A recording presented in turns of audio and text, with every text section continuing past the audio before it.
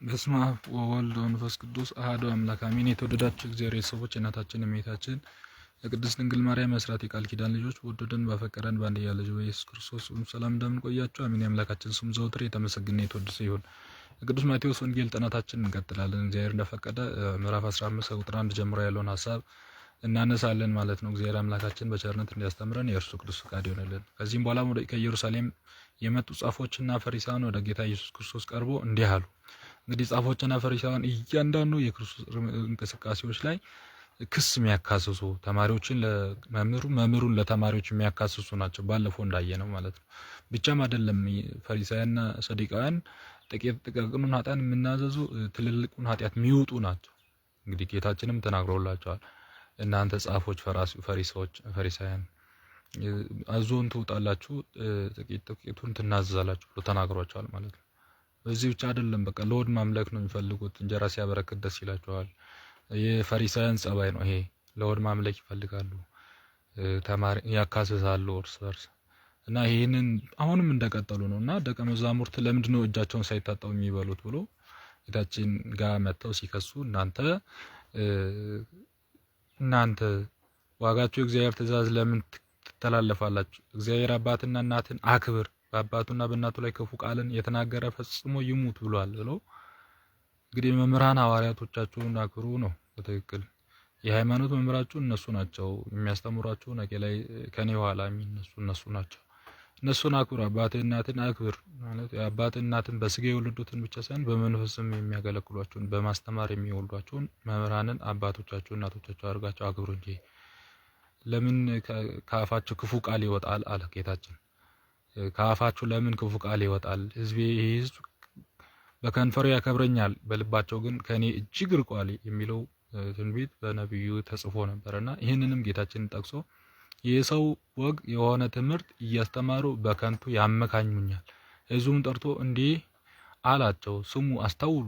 ሰውም የሚያረክሰው ወደ አፍ የሚገባው አይደለም ከአፍ የሚወጣው ሰውን ያረክሰዋል እንጂ ብሎ አስተማረ ማለት ነው። ከአፍ የሚወጣው ማለት ስድብ። አሁን ስድብ ከልብ ላይ ተጸንሶ ስለሚወጣ ከአፍ አሁን ዝም ብሎ ምላሳችን አይግለበለብም። ከልባችን የሞላውን ነው በምላስ የሚወጣውና ከአፋችሁ ስድብ ለምንድን ነው የሚወጣው? እጅን ታጥቦ ማይበሉት እያላችሁ ለምን ከአፋችሁ ክፉን ታወጣላችሁ? ወደ አፋቸው የሚያገባ ሳይሆን ከአፍ የሚወጣ ነው ብሎ ጌታችን አስተምሯል። ይህን ይዞ መናፍቃን የሚያረክስ ነገር የለም ሁሉም መብላት እንችላለን አይደለም። ምሳሌው ሌላ ነው። ምሳሌውን ተርጉሙልን ብሎ ቅዱስ ጴጥሮስ ይጠይቀዋል። ፍርፋሪውም ንገረን ሰምተውም እንደ አንጎረጎሩ ታውቃለን ብሎ ስለ ፈሪሳውያን ይናገራል። እርሱም መልሶም እንዲህ አለ፣ የሰማዩ አባቴ ያመለከተ ትከተሉኛላችሁ፣ ያለዚያ ትነቀላላችሁ። እርሱ ያልተከለው አይጸድቅም ብሎ የሰማይ አባቴ ያልተከላት ተክል ትነቀላለች ብሎ እንግዲህ ፈሪሳውያንን የተነቀሉ እንደሆነ ይናገርልናል ማለት ነው። በክስ የሚሯሯጡ ሰዎች በእግዚአብሔር ልጅነት የተነቀሉ ናቸው። በነገራችን ላይ ሳያስቡ ነው የሚናቀሉት። እግዚአብሔር ልጅነት ተጠምቆ ሊሆን ይችላል፣ ቤተክርስቲያን የሚያገለግሉ ሊሆን ይችላል። በፈሪሳዊን የሚያገለግል ሰው ሁሉ የተነቀለ ነው። አብ ያልተከለው በቀር ሁሉም ይናቀላሉ ብሎ ጌታችን በምሳሌ ነገራቸዋል። ስለ እንዳግረመረሙ ፈሪሳውያን አይተሃል። ስለ ትምህርት ከአፉ የሚወጣ እንጂ ከአፉ ወደ ውስጥ የሚገባ እንዴት ትላለህ ብሎ ሲል ትርጓሜውን እሺ ንገረን አሉ። እርሱም ሰማይ አባት ያልተከላት ተክል ትነቀላለች። እርሱም ተዋቸው፣ እውሮች የሚመሩ እውሮች ናቸውና እውር ቢመራ ሁለቱም ወደ ጉድጓድ ይወድቃል ብሎ ስለ ፈሪሳውያን ተናገራቸው ማለት ነው። እውሮች ናቸው፣ እኔን ማየት አልቻሉም፣ የገዛ አባቴን ሊያዩ አልቻሉም፣ መንፈስ ቅዱስን ሊያዩ አልቻሉም፣ ላድናቸው መጥቼ ሊያዩ አልቻሉም ብሎ ፈሪሳውያንን ግብራቸውን ጌታችን ይወቅሳል ማለት ነው። ጴጥሮስ መስለው ምሳሌውን ተርጉምልን አለው። ጌታ ኢየሱስም እንዲህ አላቸው፣ እናንተ ገና ይህን አላስተማላችሁምን? ወደ አፍ የሚገባ ሁሉ ወደ ሆድ እንደሚወርድ ወደ ውጭም እንደሚወድቅ አታውቁምን? ይላል። ከአፍ የሚወጣ ግን ከልብ ይወጣል፣ ሰውንም የሚያረክሰው ይሄ ነው፣ ከልቡ ክፉ ሐሳብ ይወጣልና፣ ይኸውም መግደል፣ ምንዝርነት፣ ዝሙት፣ ስርቆት፣ በሐሰት መመስከር፣ ስድብ። ሰውን የሚያረክሱት እነዚህ ናቸው።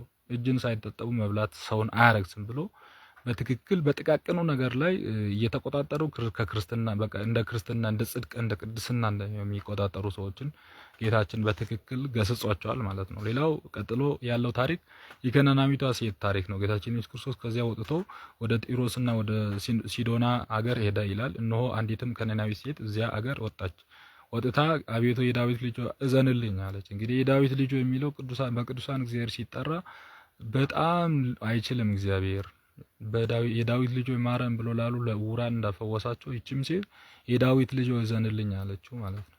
እንግዲህ ዳዊት ልጅ ሆይ እዘንልኝ አለች። ልጄን ክፉ ጋኔን ይዞታል ያሰቃያታልና እያለች ጮኸች። ጌታም ኢየሱስ ግን አንድም ቃል አልመለሰላትም። ደቀ መዛሙርቱም ቀርቦ ይህች ሴት አሰናብታት እኛን እየተከታተለች ትጮኻለችና ብሎ እንግዲህ የሐዋርያት የማማለድ ተግባር እንደሆነ የሐዋርያት ተግባር እርሱ የዘመዝም አለ፣ ግን የማማለድ ተግባር እንደሆነ ደቀ መዛሙርቱ ቀርበው ማለት መቅረብ ባለሟልነትን የሚያሳይ ነው። ቀርቦ ደግሞ እባክህን እችን ሴት አሳርፋት፣ ጥያቄውን መለስላት፣ እኛን ታደክመናለች፣ እኛን አድክማናለች አሉት ማለት ነው። እንግዲህ በዚህን ጊዜ ጌታችን ምን አለ? ትጮኻለችና ብሎ ማለዱት ማለት ልመና ምልጃ ማለዱት። እርሱም መልሶ ከእስራኤል ቤት ወደ ጠፉ በጎች ብቻ እንጂ አልተላኩም አላቸው። እርሷ ግን ቀርባ አቤቱ እርዳኝ ብላ ሰገደችለት። እርሱም መልሶ የልጆች እንጀራ ወስዶ ለውሾች መስጠት መልካም አይደለም አላት። እርሷም አዎን ጌታ ሆይ ውሾች እኮ ከጌታቸው ማዕድ የሚወድቀውን ፍርፋሪ ይበላሉ አለች። እቺ ሴት በጣም ድንቅ የሆነች ሴት ናት። ይገርማቸዋል። የጌታችን አመላለስ አንዳንድ ሞራል ብሎ የሚጨነቁ ሰዎች ሞራል ሰብሮ የሚመልስ ነበር። የልጆችን ለቡችሎች አይሰጡም ማለት አንቺ አህዛብ ነሽ፣ እኔ ለህዝቡ ለአብርሃም ዘር ላድን ነው የመጣው የሚልም ተረጓሚ ነበረውና ይሄንን በትክክል ተረድታ ምን አለች? አዎ እኔ ውሻ ነኝ፣ ከልጆች የሚተርፈውን ፍርፋሬ ለውሾች ይሰጣል፣ እባክህ ቸርነት ፍርፋሬ ትድረሰኝ አለች ማለት ነው። ይደንቃል። የቸርነት ፍርፋሬ ትድረሰን ማለት አለብን። ክርስቶስን ለቅዱሳን የሚደረገውን ቸርነት ለኔ አታድርግልኝ፣ ግን ከቅዱሳን የተረፈውን ቸርነትን ፍርፋሬ አድርስልኝ። እኔ ውሻ ነኝ፣ ቡችላ ነኝ ማለት ይገባል። እቺ ሴት እኔ ውሻ ነኝ፣ ቡችላ ነኝ አለች ማለት ነው። በዚህን ጊዜ ጌታችን ምን አለ? ከዚህም በኋላ ጌታችን ኢየሱስ መልሶ አንቺ ሴት እምነትሽ ታላቅ ነው፣ እንደወደድሽው ይሁንልሽ አላት። ከዚያች ሰዓት ጀምሮ ልጇ ዳነች። ተመልከቱ ይቺ ሴት የዚህ ሴት እምነትና ያስገኘውን ውጤት።